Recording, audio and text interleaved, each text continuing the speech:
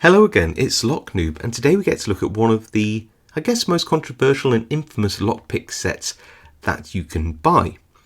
And there's a very good reason why I'm saying that, as some of you will already know what this is if you're sort of in the know. I think to know about this you probably need to be somewhat within the locksport community. But nevertheless, let me show you what this is. This is just a set of 5 picks, but there is something about them. And that is their overall design. Let me pull one of these out. They are a very nice, very comfortable ergonomic shape, but it sort of has this sort of feather, almost leaf-like profile. Now, these came out after Ratioki, who is one of the world's most revered lockpick makers, released a pick that looks like this. And Ratioki gave me permission to use this image. Now, clearly for legal reasons, I don't want to say any more than showing you the pictures of Ratioki's pick and then showing you these, but I think you can see where I'm getting at and why there is a controversy about these picks existing and looking the way they do. Now, because of this, I don't really want to leave a link for these picks in the description, but nevertheless I think we should review these as if there wasn't controversy surrounding them, just to see if they are at least any good. So first up, let's have a look at this case, which is a bit strange. Now, this wasn't very expensive at all. It was under £20 as a case, and the leather, I say leather, the faux leather itself doesn't feel too bad, and it is doubled up, but there are some pretty poor quality control things going on here. There's sort of little loose stitches, and it's all a bit messy around here. Some of this stitching is very close to the edge indeed, and sort of wavers, and I don't like the sort of splits in here. I know why they're there. It's to add that kind of width to the bottom of the case without it crumpling up, but it does look a bit of a mess, doesn't it? So already we don't like the case. Then we've got this straight. I don't know if I like this or not. It does mean the picks don't sort of slide about too much and rattle. I mean, it's not a great fix, but you've got this hook and eye strip which does come undone. You can put the picks behind it as well. I'm not sure if it really serves a massive purpose, so I don't really know why it's there. Maybe this case was designed for something else and just retrofitted to have lockpicks. I don't really know. And some wire turning tools, which I have to admit, as part of me just goes, oh yuck, how cheap. But I actually have a wire turning tool from another kit, I think a Goso one, which is one of my favourites. So maybe I should give these a go, but they're just so long at the ends. We'll try to use these anyway when we pick some locks in a minute.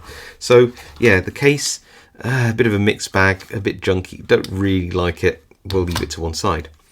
But what pick profiles do we get? Well, rightly or wrongly, these are really comfortable handle designs. They are just generally really nice. They feel quite good this way up, and they feel quite nice this way up because that curve sort of rests at the top of my fingers. It suits my sort of hand size. I generally quite like them, even if I use them like this or like that. I really do like the comfort. The profiles in terms of their sort of widths and everything, it seems again really nice. I don't know what it's made out of. Probably I'm going to say stainless steel, but I could be wrong. Let's see if it's magnetic or not. It's not a good test, but it'll tell us something. It's slightly magnetic, so it could be one of the magnetic stainless steels, or it could be something else, a spring steel, which is magnetic. I don't really know. Then we've got another short hook, this green one. Again, I really like that profile. It's actually really nice, and it's got a nice taper, a nice thin shank. Then we have I don't know which one's the deepest hook, but yeah, maybe this one's a little deeper than this one, a bit broader. Again, a nice hook profile, depressingly nice actually. And then two of these weird ones, which I never really got. They're found in a lot of Chinese sets. I don't really know what they're for. Some say they're for automotive picking, some say they're dimple lock picking. I don't know. Whenever I find these, what I tend to do with them is I just reprofile them into a small half diamond or a short hook, or frankly anything else, because I just have never found a use for one of these apart from some weird edge cases where I've needed something that looks like this to pick a certain lock. For example, the Banham 2 M2000. These actually work really well, but it's just one of those things where it just happens to be the right shape rather than it's a good lockpick. However, if you do know what these profiles were designed for, please let me know in the comments. I genuinely would like to know. Anyway, let's move on. So I've got a couple of profiles I don't really know what to do with. I would reshape them if I didn't want to sort of keep this kit for posterity. But yeah, you've got 3 very usable pick profiles here. Now, the one thing which stands out apart from the handles and the profiles being quite nice is some extremely heavy, I think, stamping. By the looks of the warping of the metal around it, it looks stamped in. Now, there are other brands who stamp their picks deep here at this point, and it does provide a very weak point to the picks. Now, these are quite thick, so maybe that's mitigated slightly, but that's really poor place to stamp or to brand your picks using a stamp is anywhere on the shank. Any branding over here would have been much better as a foil or part of the moulding. I really dislike the fact that they're stamped. Like I said, only time will tell if they fatigue at that point, but it is a place where other pick brands have been prone to fatigue, where they are stamped on the shank itself. Right, so I think the best thing we can do is pick a few locks and see how it works out. Before we pick anything, let's just see how thick these picks are. They look a little thicker than normal. So they are 0.76 millimeters or 30 thousandths of an inch. That is quite chunky. So yeah, maybe that stamping won't make a difference. These are substantial picks. Just for reference, a normal pick width is around 23 thousandths rather than 30 thousandths. So yeah. So here's an example of what I mean. I've got another pick here which is 15 thousandths of an inch, half its width, and I can pick through the warding of this. Look at that warding on this lock.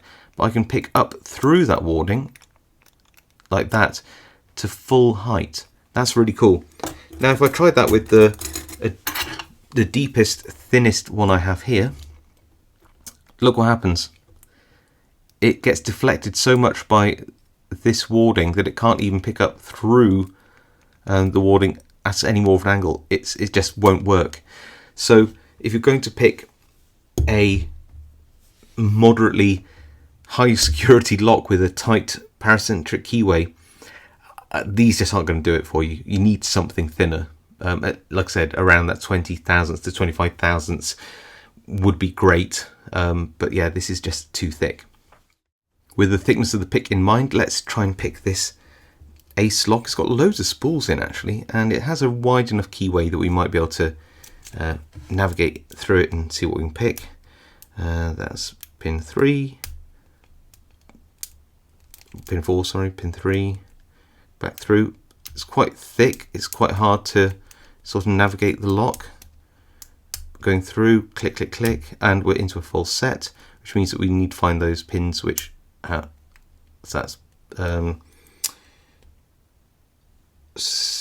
5, this is pin 6 I think. There we go, back through, back through, back through. Must find one of those pins. This is pin 6 again, and we are open. There we go. So yeah, even with a wide open keyway like this, these are quite thick. They don't feel very agile in the locks, I have to say. If they were 25 thousandths, 23 thousandths, that would have been a lot better. We've got a Yale lock here with a much smaller, tighter keyway. And bear in mind, this is the most shallow pick in here, so I might be able to pick it if I'm lucky. Just going to go through, pick anything that I feel needs to. I think I overset something there, but I remain relatively positive I'll be able to pick this. A little bit clumsy in the keyway, But yeah, we nevertheless opened it up. This master lock takes quite a lot of turning force to bind, so to see how it copes with the quite an extreme amount of tension. Click. There we go. Go on, open, but that did feel very springy. It's quite a long shank, and you can see the flex on it. It's not bad, but considering its thickness, it's not as solid a feel as you might expect. But again, it's not bad, and I don't think we've deformed this by picking under such high tension, so I suppose there is that. I want to try some of the deeper hooks. They're reasonably the same, so I'm going to try this blue one, because why not? And I have this, again, American style keyway, but I want to see if I can pick off the bottom of this and see if it rubs too much on the warding. So let's have a go.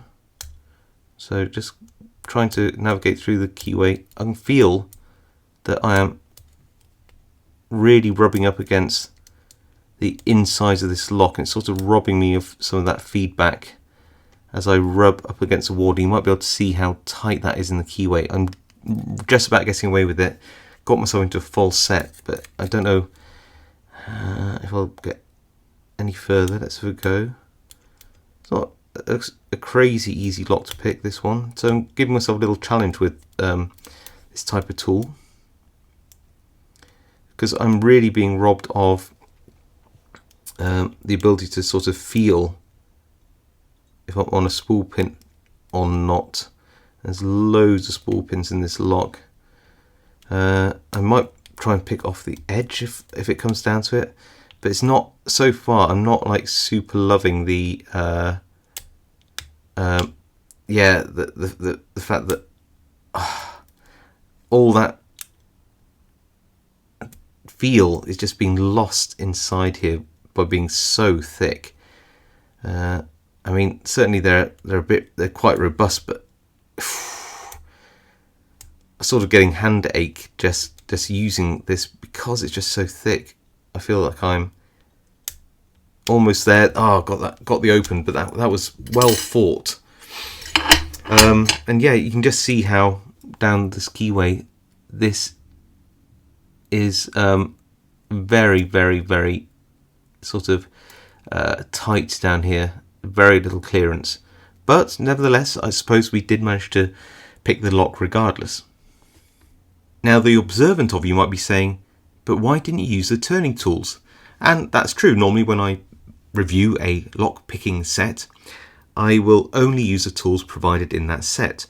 But, well, compared to other wire turners, so here's an example, can you see why this one is good and these ones are not so easy? Look at the length of the tips of these turning tools and why that's a problem. I'll show you.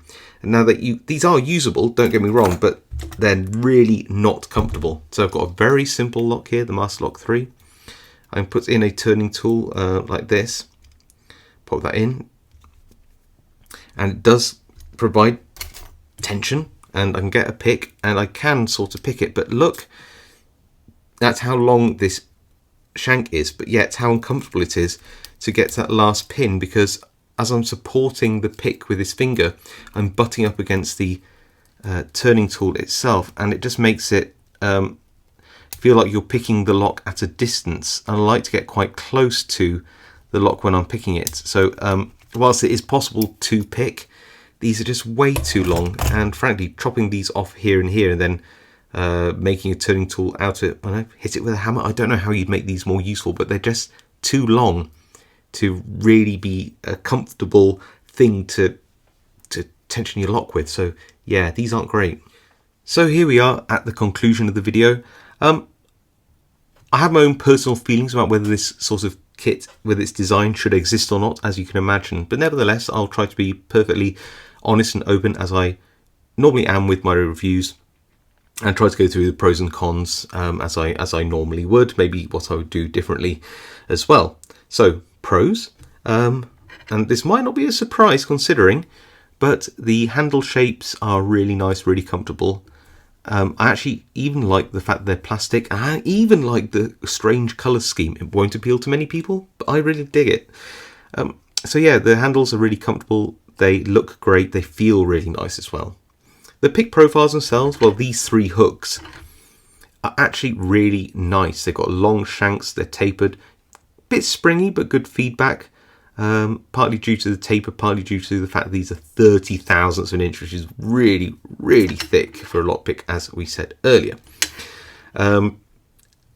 I like the long shanks on the picks as well. Gets you nicely deep into the keyway, and they're nice and thin as well, so you don't overlift low pins.